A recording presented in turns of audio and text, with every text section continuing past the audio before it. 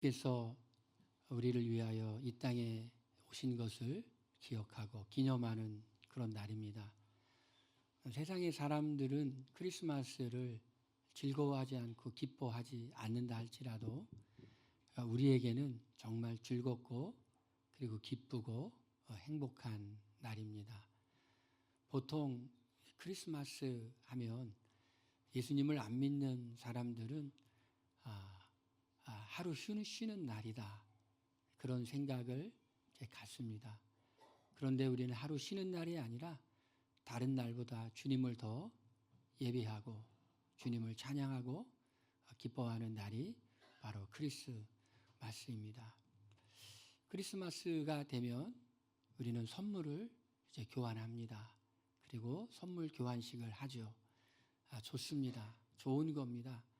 우리의 기쁨을, 그리고 우리의 은혜 받은 것을 다른 사람과 나누는 그런 시간을 갖는 것은 참 좋은 일입니다. 그런데 우리는 크리스마스를 기억하는 것을 선물만 교환하는 것으로 그쳐서는 안 되고, 우리는 더 귀중한 것을 나눠야 됩니다. 그것은 바로 크리스마스의 주님의 마음, 주님의 정신을 기억해야 되겠죠. 주님이 왜 이 땅에 오셨고 우리에게 보여주시고 우리가 살기 원하는 주님의 마음이 무엇인지를 우리는 알아야 되겠습니다. 그 마음이 무엇일까요? 오늘 우리가 읽었던 본문 말씀 중에 서로 돌아보라 라고 하는 말씀입니다. 우리가 서로 돌아보면서 주님을 우리 찬양할 뿐만 아니라 우리 주변에 있는 사람들을 돌아보는 마음, 그 마음이 정말 필요한 마음이겠죠. 이 돌아보라, 우리는 무엇을 받는 것에 익숙해 있죠. 주님이 우리에게 많은 것을 주셨습니다. 많은 것을 주셨는데 이 찡 소리가 살짝 나는데 이거 왜 나는 거죠? 찡 소리가 나죠. 여러분 찡 소리 나나요? 안 나요? 이 스피커만, 모니터만 안 나네요. 모니터만 좀 조절해 주세요. 예.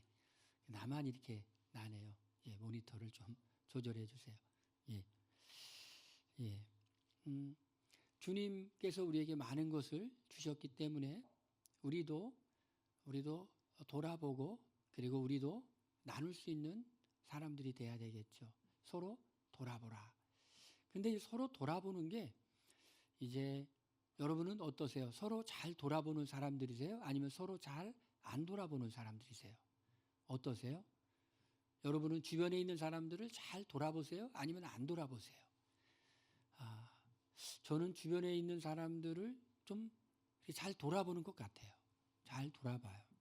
그런데 주변에 있는 사람들을 돌아보는 것이 자신의 오지랖 때문에 돌아보는 건지, 아니면 하나님의 은혜와 사랑 때문에 돌아보는 건지, 이게 참 분별하기 힘든 지점인 것 같아요. 여러분은 어떠십니까? 참 지혜로운 사람들은 남의 일에 별로 관심을 갖지 않고, 그리고 그냥 내가 할 일 하고 이렇게 살아가죠. 왜냐하면 물에 빠진 사람 건져주면 보따리 내놓으라고 한다고, 괜히 내가 얽혀서 내가 더 어려움을 겪을까 봐 그냥 이렇게 남의 일에 얽히지를 않으려고 하죠. 그냥 내 일 하고, 이제 그런 일들이 많이 있죠. 그런데 주님은 그러실까요?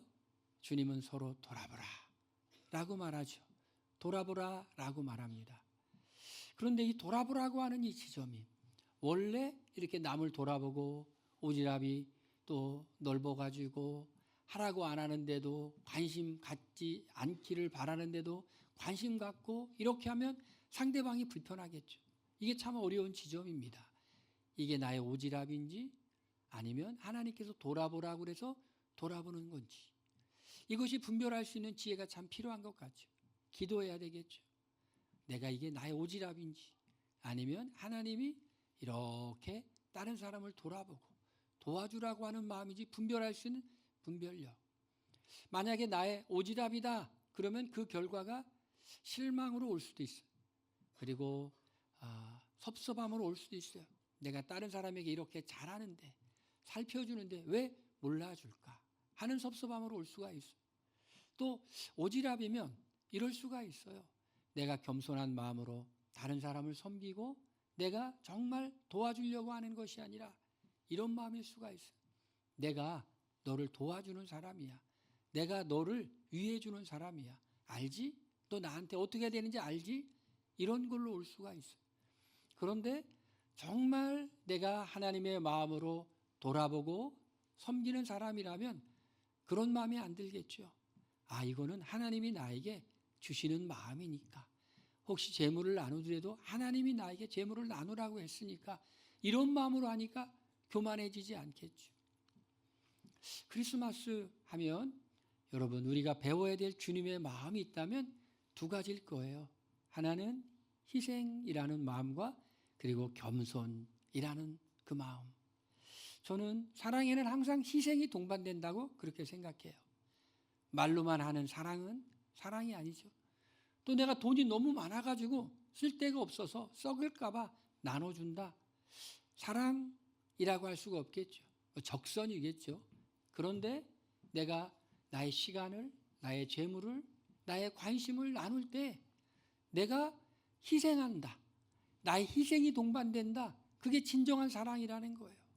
내가 누구에게 물질을 나눠줄 때도 내가 그 물질을 쓸 때가 있음에도 불구하고 나눠준다. 그게 희생이 동반될 때 그게 사랑이라는 것이. 내가 정말 바쁘지만 누군가를 돕기 위하여 잠을 줄이고 내가 시간을 아끼고 누군가를 돕는다. 그게 사랑이라는 것이. 내가 시간이 너무 많아가지고 할 일이 없는데 그냥 하는 것도 좋은 거지만 나의 희생이 동반되는 거, 그게 사랑이라는 것이. 하나님께서 우리를 사랑하셨다라는 것은 희생이 동반된 거라는 것이. 예수님께서 우리를 사랑하셨다 하는 것, 희생이 동반된다라는 것이. 빌립보 교회는 비교적 아름다운 교회였던 것 같아요. 물론 이 세상에 있는 모든 교회는 교회라는 이름이 때문에, 예수님의 몸이라는 이름 때문에 아름답죠. 아름다운 교회죠. 교회 이름을 어떤 교회는 그냥 아름다운 교회라고 그랬어요. 아름다운 교회.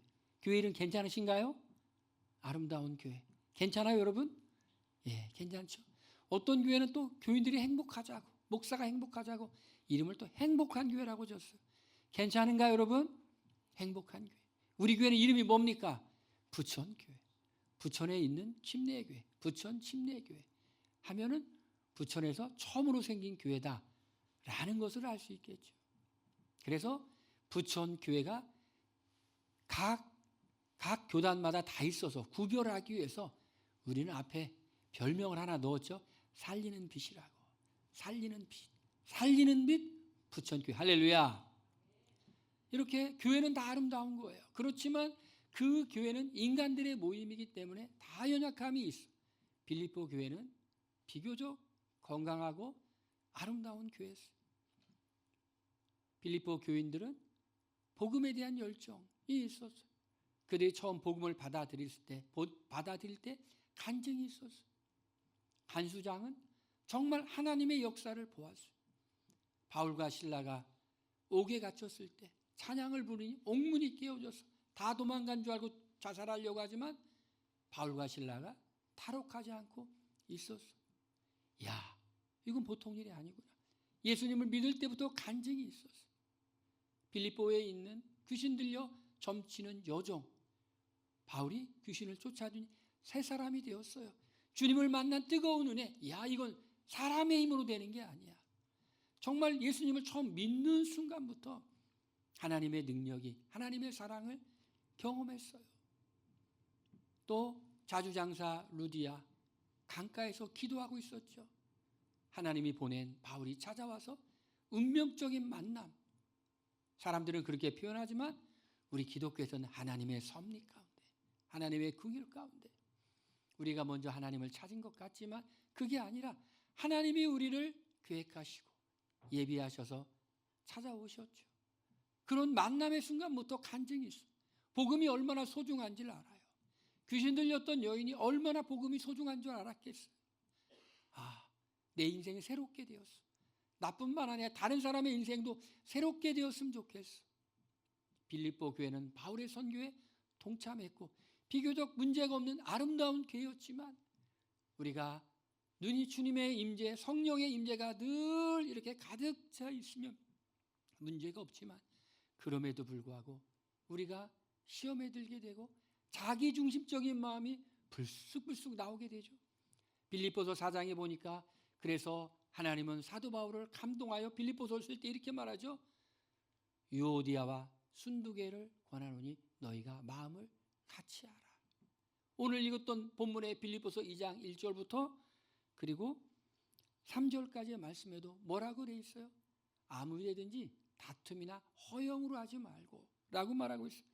그리스도 안에 무슨 권면이나 사랑의 위로나 성령의 무슨 교제나 긍휼이나 자비가 있거든 마음을 같이 하여 라고 말하고 있어요. 마음을 같이 하라 라고 말합니다. 마음을 같이 하라. 그러니까 좋은 일을 어떻게 하라고요? 좋게 하라는 것이. 좋은 일에 내가 드러나게 하지 말고 좋은 일에 하나님만 드러나게 하고 좋은 일에 예수님만 드러나게 하고 좋은 일에 성령님만 드러나게 하라는 거. 할렐루야. 그런데 좋은 일을 하다 보면 불쑥불쑥 일어나는 게 있죠. 우리는 그걸 한 단어로 말하면 뭐라고 표현할 수가 있을까요? 좋은 일을 하려고 하는데 내가 우쭐해져. 좋은 일 하려고 하는데 내가 군림하려고 그래. 좋은 일을 하려고 누가 나를 알아봐줬으면 좋겠어. 이런 마음이 우뚝 들어오는 거, 그걸 한 단어로 말하면 뭐라고 표현할 수 있습니까? 그걸 교만이라고 말하겠죠. 사람들은 자기중심성 때문에 그런 교만한 마음이 불쑥불쑥 올라오기도 하죠. 그래서 우리에게 뭐가 필요합니까? 우리에겐 은혜가 필요한 거죠. 은혜는 우리를 겸손하게 만드는 것이죠. 겸손, 은혜 무엇일까요? 그것은 하나님 앞에 서는 거예요. 우리는 하나님 앞에서 늘 설 건가? 아니면 사람 앞에 설 건가? 하나님 앞에 서면 우리가 누구인지를 알아요. 우리가 겸손해지려고 몸부림칠 필요가 없어요. 내가 누구인지를 아니 자동적으로 겸손해지는 거예요. 사람 앞에 서면 어떻게 돼요? 사람들의 인정을 받고 싶죠. 사람의 칭찬을 받고 싶죠. 사람의 박수를 받고 싶죠. 그렇게 되는 거예요. 근데 하나님 앞에 서면 우리는 와 정말 야 내가 하나님 앞에 설 자격이 없는 존재구나. 하나님은 우리를 낱낱이 알고 계셔. 다 보고 계세요. 그 하나님 앞에 서면 우리는 부끄러울 수밖에 없죠. 깜깜하고 어둠 가운데 있을 때 우리가 누구인지를 모르지만 환한 빛이 비치면 우리가 어떤 모습인지 알게 되죠. 우리가 거울을 보기 전에는 어떤 모습인지 잘 모르지만 거울을 보게 되면 우리가 어떤 모습인지 알게 되죠. 겸손은 내가 나를 낮추려고 하는 게 아니라 그냥 하나님 앞에 있기만 하면 되는 거예요. 하나님 앞에 있기만 하면 되는 거예요.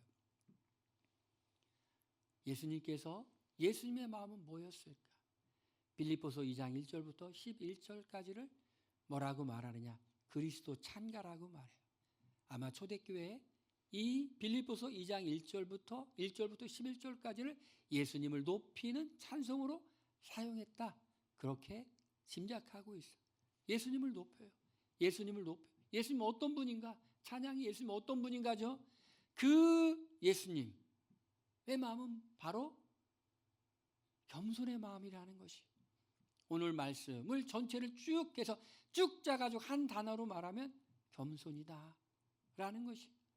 서로 돌아보는데 좋은 일을 하는데 겸손으로 하라는 것이. 그러면 오늘 본문 속에 나타난 겸손의 모습, 예수님이 보여주신 겸손의 모습은 어떤 것이었을까? 첫째는 그는 근본 하나님의 본체시나 하나님과 동등됨을 취할 것으로 여기지 아니하시고 라고 말하고 있습니다. 예수님은 삼위일체 하나님이시죠. 태초에 말씀이 계시니라. 이 말씀이 하나님과 함께 계셨으니 이 말씀은 곧 하나님이라. 요한복음 1장에는 예수님은 하나님이라고 말하죠. 만물이 그로 말미암아 지은 바 되었으니 그로 말미암지 않은 것은 하나도 없다라고 말하죠. 창조의 하나님이라는 것이.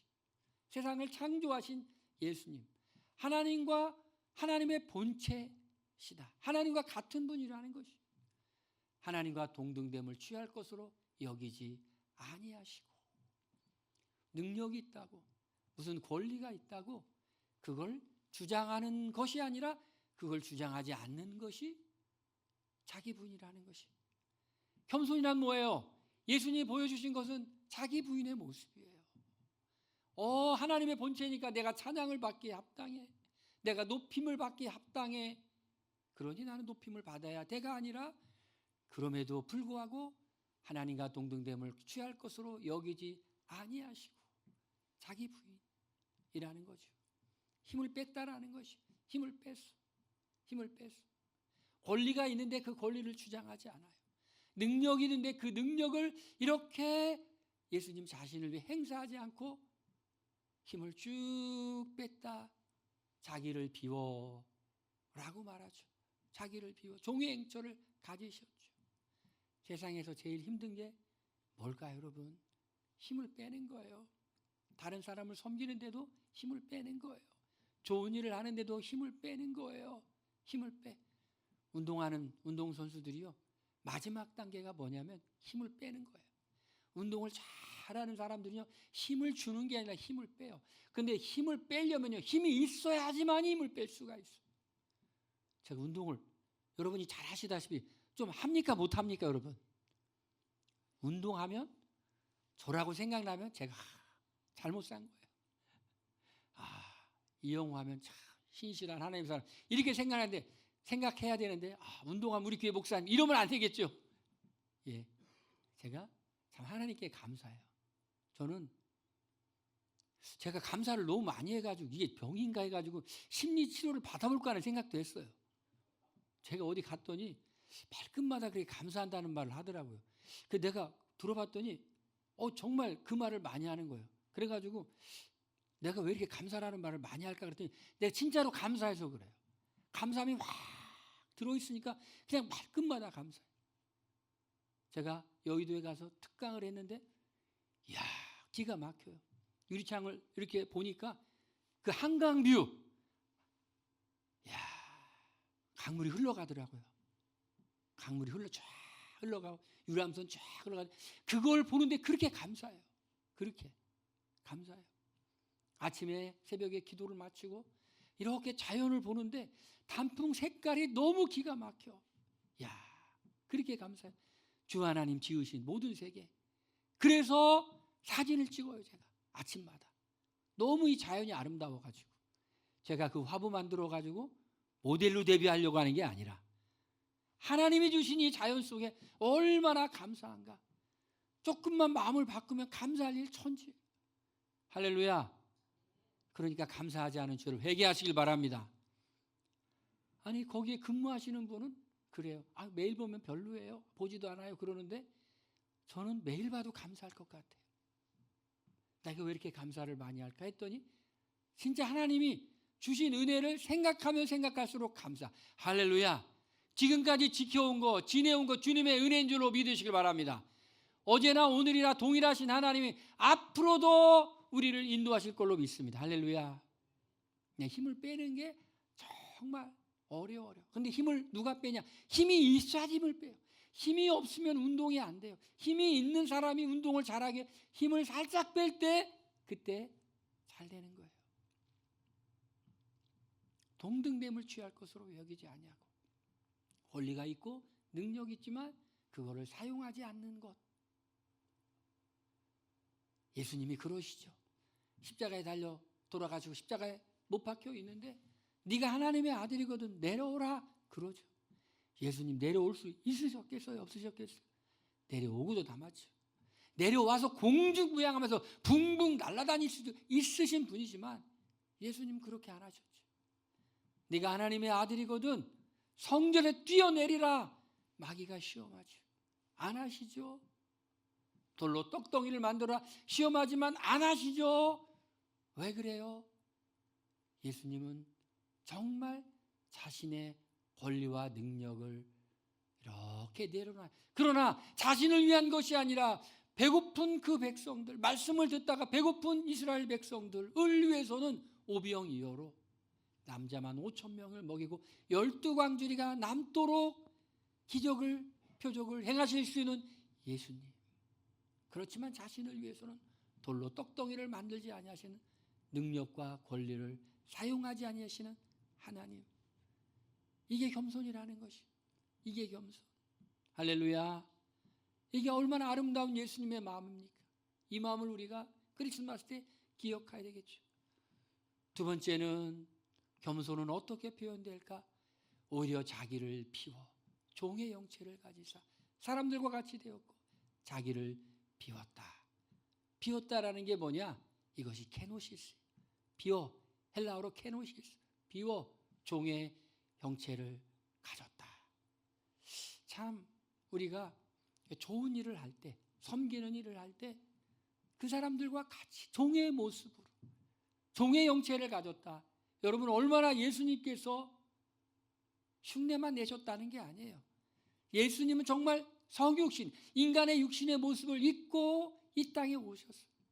인간과 같이 굶주림과 배고픔과 고단함과 이 모든 것을 다 겪으셨죠. 누가 좋은 친구입니까, 여러분? 그것은 우리와 같은 모습으로 우리 옆에서 있어주는 그 모습. 종의 영체, 종의 영체로 오셨어. 비우시고 오셨어요. 무엇일까요? 동일시해 주셨죠. 진정한 겸손은 우리가 무슨 선한 일을 할 때 내가 잘나서 너를 돕는 게 아니라 그 사람과 같이 연약한 입장에서 동일시하면서 돕는 거예요. 동일시하면서. 우리나라에 선교사님들이 오셨을 때 동일시하기 위해서 뭐를 하죠? 말을 배우죠. 말을 배워요. 동일시하게 뭐를 하죠? 또 옛날에 우리 선교사님들 오신 분들 사진을 보면은, 그림을 보면은 이렇게 한복을 입으시고 이렇게 갓을 쓰시고 그렇게 돌아다니셨어요. 왜 그럴까요? 동일시하기 위해. 동일시하기 위해. 우리 교회 이렇게 와서 한 2번 정도 말씀을 전하셨던 필리핀 선교사님은 동일시하기 위해 정말 선교지 사람들이 살고 있는 수상가옥에서 사셨대. 야, 로맨틱하다. 낭만적이다. 바다 위에 있는 수상가옥. 여러분이 생각하는 그런 리조트가 아니에요. 여러분 해외 여행 가면 그런 데 가고 싶죠? 바다가 쫙 있고 거기에 그냥 리조트 바다 위에 둥둥 떠 있고 그런 데가 아니에요. 그런 데가 아니라 가장 힘들고 어려운 사람들이 한 평의 땅이 없어서 바다에다 집을 짓고 다닥다닥 붙어서 사는 그곳에 동일시. 여러분 누군가가 우리를 돕는데 시해 적선이 아니라 정말 우리와 같은 모습으로 와가지고 우리와 같은 연약한 모습으로 그렇게 안 해도 되는데 그렇게 할 필요가 전혀 없으신 분이 그런 모습으로 와가지고 옆에서 우리와 함께 있어준다. 있어주는 것만으로도 너무너무 감사하죠. 나와 똑같은 모습으로 너무나 멋지고 훌륭하기 때문에 기죽을까 봐 우리와 똑같은 모습으로 우리가 이렇게 마음이 주눅들까 봐 우리와 똑같은 모습으로 와서 있어준다면 얼마나 마음이 감동되겠어요. 그게 종의 형체를 가지신 예수님의 모습이라는 것이 흉내만 낸 게 아니라 진짜 인간으로 우리 옆에서 종의 모습으로. 여러분 빌립보 교회 이렇게 자비나 권면이나 이런 모습일 때 우리가 좋은 일을 할 때 우리가 그 사람과 함께 아픔을 나누는 동일시의 모습으로. 겸손의 3번째 모습은 무엇일까? 보니까 자기를 낮추시고 죽기까지 복종하셨으니 그 십자가에 죽으십니다. 자기를 낮추시고 죽기까지 복종. 그러니까 이 복종은, 이 순종은 뭘까요? 완전한 순종이라는 것이요. 적당히 순종하는 게 아니에요. 완전한 순종. 그런데 이 완전한 순종이란 건 뭘까? 완전한 순종은 완전한 맡김이라는 것이. 하나님께 완전히 맡기는 것. 완전히 맡겨. 누가 하나님께 완전히 맡길 수가 있을까요? 하나님을 완전히 신뢰하는 사람이 하나님께 완전히 맡겨. 완전히. 여러분 하나님께 한번 완전히 맡겨보시길 바랍니다. 할렐루야. 나는 하나님께 완전히 맡겼다. 손 한번 들어보실래요? 예, 할렐루야. 예, 한 분 드렸어요. 예. 하나님께 완전히 맡겨. 여러분 수영을 하려는 사람은 물에 자기를 완전히 맡겨버려야 돼요. 완전히 몸을 던져 깊은 이 물에다가 몸을 완전히 던져. 들어갔다 나왔다 들어갔다 나왔다. 그래야지 수영을 배우는 거예요. 우리가 하나님께 완전히 맡겨버려. 계산하지 않아. 하나님께 이거 어떻게 될까? 계산하고 이거 될까 안 될까? 인간의 가장 지혜로운 것보다 하나님의 가장 미련한 것이 가장 지혜로운 것이. 하나님께 완전히 맡기면 맡길수록 우리의 인생을 하나님이 아름답게 만드세요. 할렐루야. 완전히 맡겨. 겸손의 모습은 어떻게 표현된다고요? 하나님께 그냥 완전히 맡겨. 완전히. 할렐루야. 하나님께 완전히 맡기면요 자유로워져요. 하나님께 완전히 맡기면요 두려움이 떠나가요. 하나님께 완전히 맡기면요 확신이 와요. 하나님께 완전히 맡기면 주님의 평강이 오고 기쁨이 오고 그래요. 죽기까지 순종했다라는 것은 하나님께 부분적으로 맡긴 게 아니라 완전히 맡겼다. 완전히 맡겼다. 이게 겸손이라는 것이. 하나님께 완전히 맡기는 거. 아우 내가 머리 생각해 보니까 아우 안 돼 이게 아니라 주님 맡깁니다. 맡깁니다. 우리가 크리스마스에 배워야 될 예수님의 겸손 그런 거라는 것이. 그러면 우리가 이렇게 완전히 맡기고 주님께 맡기고 살면 주님이 어떻게 해주실까요? 그 결과 이러므로라고 접속사가 있죠. 그러니까 이 뒤는 이 앞에의 내용에 대한 결과인 거예요. 앞의 내용이 어떤 거예요? 서로 돌아보는 그 삶을 희생과 겸손의 삶을 살을 때 예수님이 겸손의 모습으로 자기를 비우고 이렇게 동일시해주고 그리고 완전히 맡긴 순종을 했을 때 어떻게 될까 봤더니 하나님이 그를 지극히 높여. 여러분 기억하세요. 우리가 우리를 높이려고 하지 마세요. 우리는 그냥 주님의 뜻에 순종만 하면 따라합시다. 주님이 높이신다. 우리가 잘 되려고 할 필요가 없어요. 잘 되려고 몸부림칠 필요가 없고 그냥 주님께 맡기려고 몸부림쳐. 높아지려고 몸부림칠 필요가 없어요. 주님께 맡기려고만 하면 돼요. 주님이 알아서 다 해주세요. 주님이 따라합시다. 주님이 다 알아서 해주신다. 주님이 다 알아서 해줘요. 알아서 해줘. 알아서 해줘. 주님이 다 알아서 해주실 걸 우리가 걱정해. 주님이 알아서 해줄 걸 우리가 머리 써. 주님이 알아서 해줄 걸 우리가 못 맡겨요. 주님께 완전히 맡기는 겸손을 보였더니 하나님이 예수님 그를 지극히 높여 모든 이름 위에 뛰어난 이름을 주셨다. 이것은 예수님의 십자가 죽음과 부활을 통해서 이 세상에 메시아로 완전히 드러내셨다라는 것이. 땅에 있는 자들과 땅 아래 있는 자들로 모든 무릎을 예수의 이름에 꿇게 하시고 우리 예수님께 경배하잖아요. 예배의 의미가 뭐예요? 무릎을 꿇었다라는 것이. 예수님께 예배한다라는 것이요. 모든 입으로 예수님을 주라 신하게 신하여 하나님 아버지께 영광을 돌리게 하셨느니라. 하나님 아버지께 영광을 돌리게 하셨다라는 말은 뭐예요? 결국은 하나님이 영광을 받으셨다. 하나님이 영광 어떻게 받으셨을까요? 예수님의 겸손의 모습을 통해 사람들이 구원받고 그걸 통해 하나님을 찬양하며 영광을 돌렸다. 우리의 삶에 적용해 보면 우리는 어떻게 살아갈 수가 있을까요? 우리는 어떻게 살아가면 될까요? 크리스마스에 기억해야 될 정신은 뭘까요? 제가 여러분을 잘 알아요. 어떻게 잘 아냐고요? 똑같은 휴먼 비잉, 인간이기 때문에 잘 알아요. 우리가 이렇게 조금 사람들 앞에 높아지고 싶죠? 다 내려놓으세요.